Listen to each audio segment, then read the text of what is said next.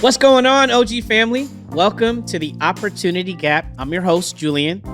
Today, we're talking about how to help kids cope with uncertainty about the world. So, little story time. I'm a dad of two amazing children, Abram, 10, Amalia, 9. And right around, December, my daughter, Amalia, comes up to me and she's like, Dad, I'm a little nervous. I'm like, what you mean, babe? She's like, no, I'm a little nervous. I'm just not sure what's going on. I don't know what's going to happen in the future. Is everything going to be okay? And she looked up at me with, those big old brown eyes. And dads, if you're out there, when your baby girl looks at you with those big eyes and that look, it just hits different. So I had to take a moment and it all hit me like, wow, she's nervous about something. She's struggling with a little bit of fear. She's uncertain. And so in that moment, I realized that she's scared just like we are. And she's nervous and she's uncertain about what's going to happen. We hear it all the time in the news. We see it in our schools. And adults, we feel it ourselves. So what do we do to navigate this world where nothing feels certain? So first and foremost, it's really natural for kids to feel uncertain at times, right? They know that things are not always set. And it's a natural occurrence for them to not know what's going to happen. Obviously, they haven't had a lot of experience in the world like we have, right? They call us old heads. We're old heads for a reason. We've been in the world a lot longer than they have. And so there's a big difference, though, between feeling a little bit nervous, like you have some butterflies in your stomach, or you're not really sure about what's going to happen, versus struggling with deep uncertainty, like waking up every day and not knowing what's going to happen next. And if I'm being honest, it's really hard to be a kid right now. The world we live in is not the world we grew up in. The world we live in is vastly different than anything we've ever dealt with as human beings. So it's really hard to feel secure. You turn on the news or you look at your Instagram feed or you're looking at TikToks and next thing you know, there's a notice for another school shooting that happened. Or you find out that what I'm learning in school is different than what I learned last year. You see all these things happening in different countries and it's nonstop, right? There's no break from it. And so for our kids, that's a lot to take in. Now imagine a child not only who's taking all that information in, but imagine that kid who learns and thinks differently. All that uncertainty, it can be so much harder to navigate. And so we have to figure out how to acknowledge that for our kids. That's step one. What's the impact? What is it like for them to be living in an uncertain time? Kids who don't know what's coming up next, they can experience a lot of big feelings. They can feel frustration. They can start to feel sad. And these emotions lead to behavioral changes. You might see a child start to withdraw a little bit. You might see your kids feel a little bit irritable, or they might even start acting out. That's what people do when they're under stress. So as you're dealing with a child who might be feeling these really big emotions, there's some really clear things that I'm going to recommend you do, especially if you have a child with a learning and thinking difference, because it's really important to put these strategies in place. Here's some of my tips, or as my producer says, Julian gems. We need to copyright that. Julian gems for what you can do. Number one, Julian gem, create consistency. All right, everybody loves the word consistency, but what does that mean? It means that you can't control everything happening in the world, but you can control what is in your locus of control.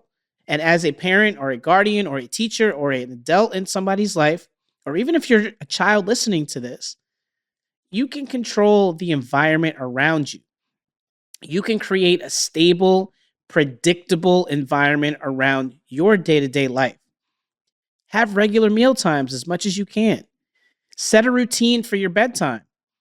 The biggest combatant against uncertainty is to create certainty.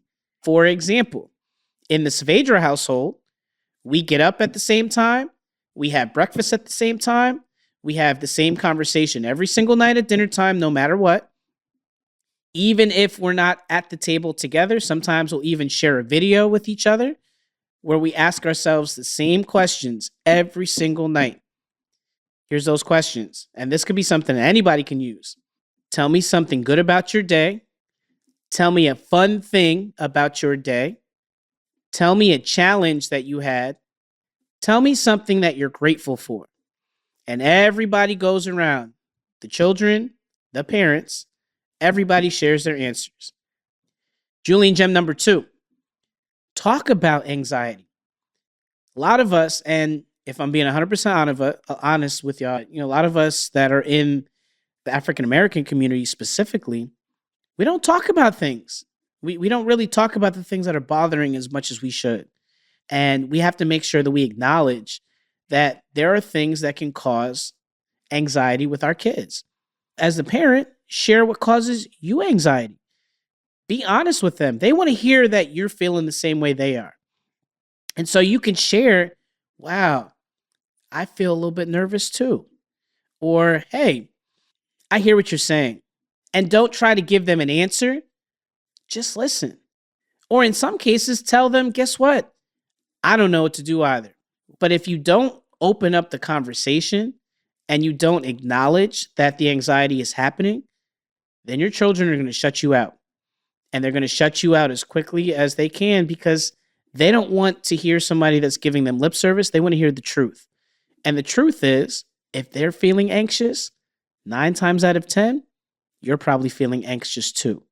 Julian, gem number 3, practice coping skills. Now, coping skills can take a variety of forms, but I recommend a couple of really quick things. I know you've probably heard this 1,000 times. Do deep breathing exercises. And maybe you already do that. But for those of you that haven't tried it yet and you're listening to the show, I highly encourage you.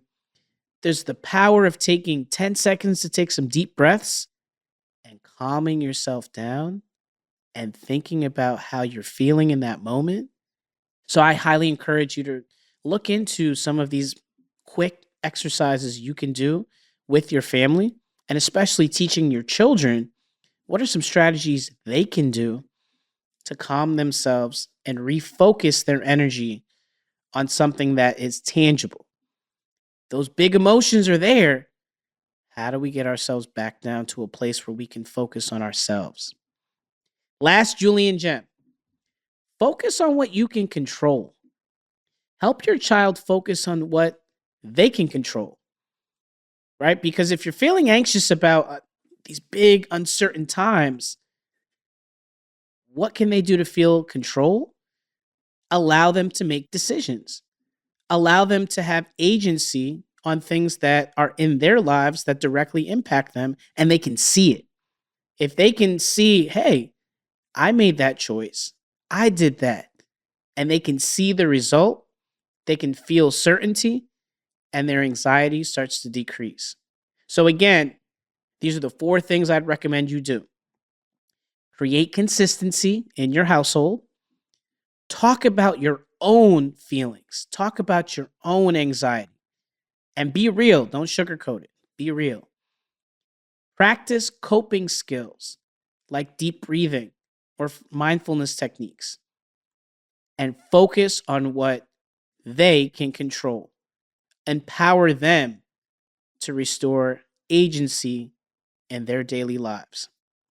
The truth is, we can't predict what tomorrow will bring, but we can offer our kids tools to manage uncertainty, and we can support them with our compassion. We can help them develop resilience, and we can remind them that they're coming from a long lineage of strong people and that they are up to bat and they can do it too. That is a wrap for today. We're going to link some of these additional resources in the show notes, so please be sure to check these out. Until next time, OG family. Thanks so much for listening today. We love hearing from our listeners, so if you have any thoughts about today's episode, you can email us at opportunitygap@understood.org. And be sure to check out the show notes for links and resources to anything we mentioned in the episode. This show is brought to you by understood.org. Understood is a nonprofit organization dedicated to empowering people with learning and thinking differences, like ADHD and dyslexia. The Opportunity Gap is produced by The Tara Drinks and edited by Daniela Teo Garzon. Our theme music was written by Justin D. Wright, who also mixes the show. Ash Beecher is our supervising producer. Brianna Barry is our production director. Neil Drumming is our editorial director. Our executive directors are Laura Key, Scott Kosher, and Seth Melnick. Thanks again for listening.